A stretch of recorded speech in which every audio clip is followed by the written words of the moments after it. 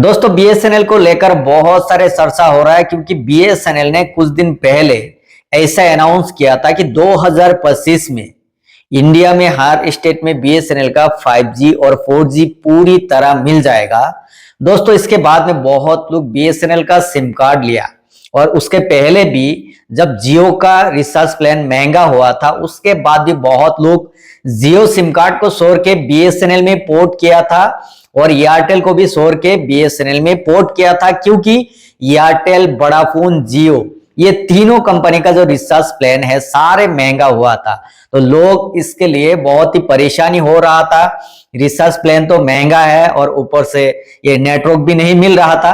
तो लोग ऐसा सोचा है कि बीएसएनएल एक सरकारी कंपनी है और बीएसएनएल में जितना रिचार्ज प्लान है सारे रिचार्ज प्लान बहुत ही सस्ता है, तो इसके चक्कर में बीएसएनएल में शिफ्ट हुआ है। उसके बाद में बीएसएनएल की तरफ से ऐसा फैसला किया गया है कि भारत में किसी भी जगह पर बीएसएनएल का 4G और 5G अच्छी तरह मिल जाएगा।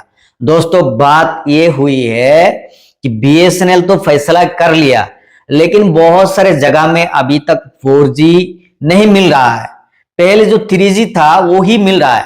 बहुत सारे लोग मेरे को कमेंट करके ये बता रहा था कि उनका शहर में बीएसएनएल का 4G नहीं मिल रहा है, वोल्टी भी एक्टिव नहीं कर पा रहे। देखिए जिस जगह में बीएसएनएल का 4G ऑलरेडी मिला है और मिल रहा है वो लोग बीएसएनएल का इस्तेमाल कर रहे हैं। जैसे हमारे यहाँ में बीएसएनएल पहले से ही 4G लॉन्च करके रखा है और हम लोग बीएसएनएल का 4G इस्तेमाल कर रहे हैं, लेकिन दिक्कत उन लोगों के लिए है जिस जगह में बीएसएनएल का 4G नहीं है। दोस्तों उन लोग सिर्फ बीएसएनएल का 4G के लिए इंतजार में है। मैंने पहले भी एक वीडियो में आप लोगों को बताया था कि बीएसएनएल का 4G के लिए बहुत लोग इंतजार में है क्योंकि बहुत लोग मेरे को कमेंट करके ये पूछ रहा था कि हमारे यहाँ में बीएसएनएल का 4G बिल्कुल काम नहीं कर रहा है, सिम कार्ड में कभी कभी नो सर्विस भी आ जाते हैं। देखिए बीएसएनएल एक सरकारी कंपनी है।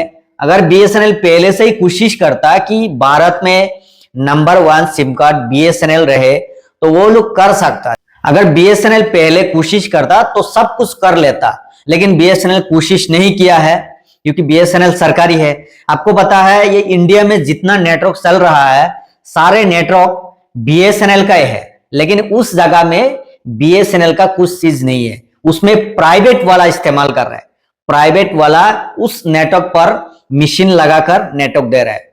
बीएसएनएल चुप करके बैठ रहा था, लेकिन दोस्तों बीएसएनएल इस बार फैसला किया है कि भारत में बीएसएनएल का 4G लॉन्च करेगा और 5G भी लॉन्च करेगा। और बीएसएनएल की तरफ से ऐसा बहुत सारे जानकारी आ रहा है कि 2025 में बीएसएनएल का सैटेलाइट मिलेगा। जिस जगह में बीएसएनएल का नेटवर्क बिल्कुल नहीं मिलता है उस जगह पर भी बीएसएनएल का नेटवर्क मिल जाएगा। दोस्तों बीएसएनएल को इसलिए पसंद करता है, देखिए बीएसएनएल एक पुराना कंपनी है और बीएसएनएल बहुत पहले लॉन्च हुआ था।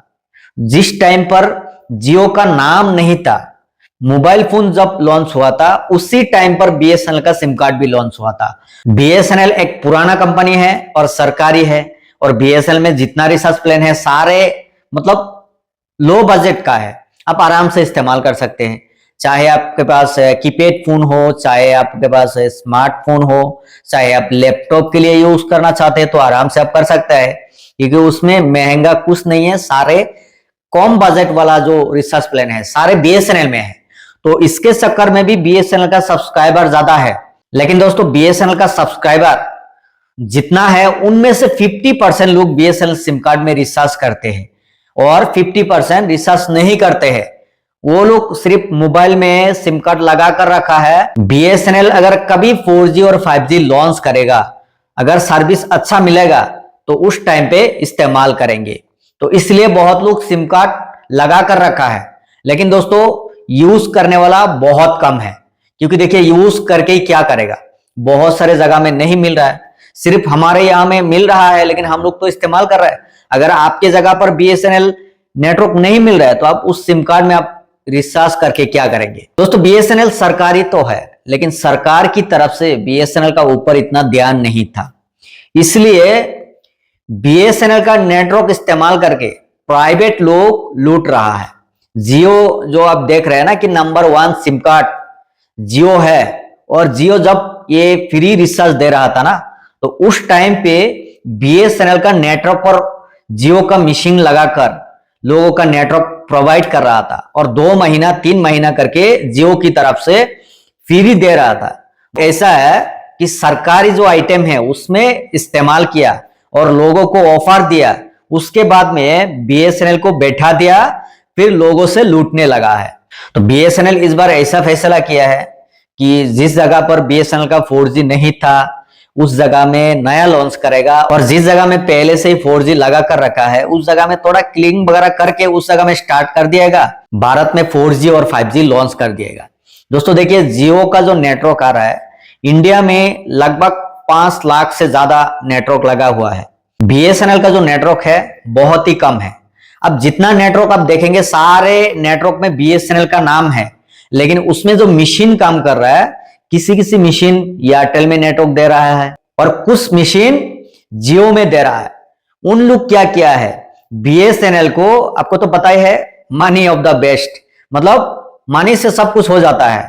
प्राइवेट वाले की तरफ से बहुत सारे टैक्स तो मिल जाता है, तो इसका चक्कर में बीएसएनएल का जितना नेटवर्क था सारे दे दिया प्राइवेट वाले के पास और वो लोग आराम से इस्तेमाल कर रहा है और लोगों को नेटवर्क दे रहा है और पीछे से लूट रहा है बोल के। आप देखिए, पहले जियो और एयरटेल का जो रिचार्ज प्लान था 28 दिन का एक प्लान था 299, इसको बढ़ाकर कितना मतलब बनाया 349 कर दिया है।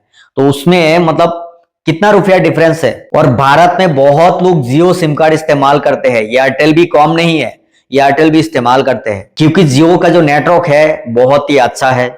ये सोचकर बहुत लोग जियो का सिम कार्ड सबसे ज्यादा इस्तेमाल करते हैं और जियो भी ऐसा सोचने लगा है कि अभी कस्टमर इधर उधर नहीं जा सकता है क्योंकि सबसे ज्यादा नेटवर्क जियो में है, उसके बाद में है एयरटेल और एयरटेल में कभी कभी किसी किसी जगह पर इतना स्पीड नहीं दे रहा है, 4G मिल रहा है, 5G अच्छी तरह नहीं मिलता है, तो जियो इसलिए ऐसा लौट रहा है। और एयरटेल और वोडाफोन के बारे में आप बात करेंगे तो उनके पास इतना आइटम नहीं है, तो अगर ये सस्ता में दिएगा तो जियो से बहुत ही पीछे रहेगा, तो इसलिए उनका जो रिचार्ज प्लान है वो बढ़ा दिया है।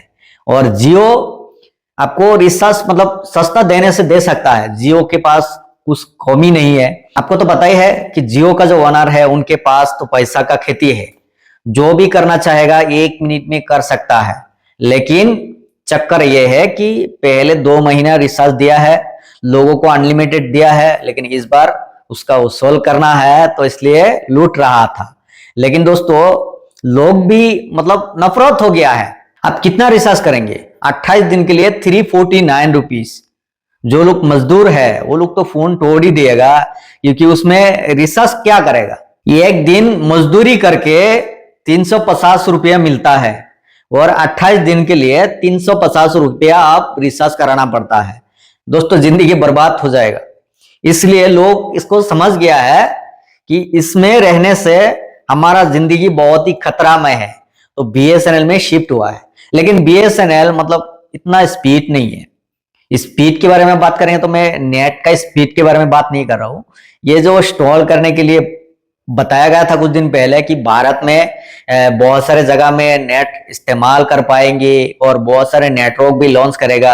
अगर ये प्राइवेट वाला करता ना तो 15 दिन के अंदर में किसी भी जगह पर नेटवर्क लगा देता, लेकिन बीएसएनएल सरकारी है, इसमें चाहे आप सिम ले लो ना लो कोई दिक्कत नहीं है, उनका तो तनख्वाह मिल रहा है। चाहे उनका नेटवर्क प्राइवेट वाला इस्तेमाल करे, चाहे बीएसएनएल का सब्सक्राइबर इस्तेमाल करे।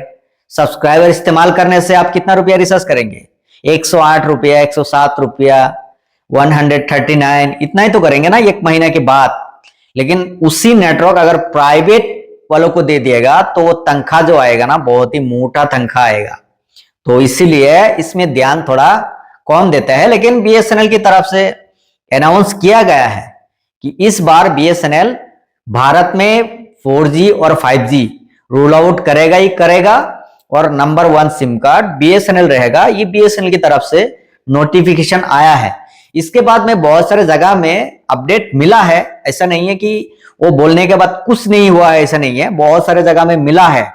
और बीएसएनएल का जो एक टीवी के बारे में अनाउंस किया गया था कि कुछ दिन बाद बीएसएनएल का टीवी भी मिलेगा। आपका फोन में जो प्ले स्टोर है उसमें से आप डाउनलोड करके आप टीवी चैनल इस्तेमाल कर पाएंगे। देखिए, अगर आप जियो सिम कार्ड इस्तेमाल करते हैं तो जियो का भी एक टीवी है, जियो टीवी।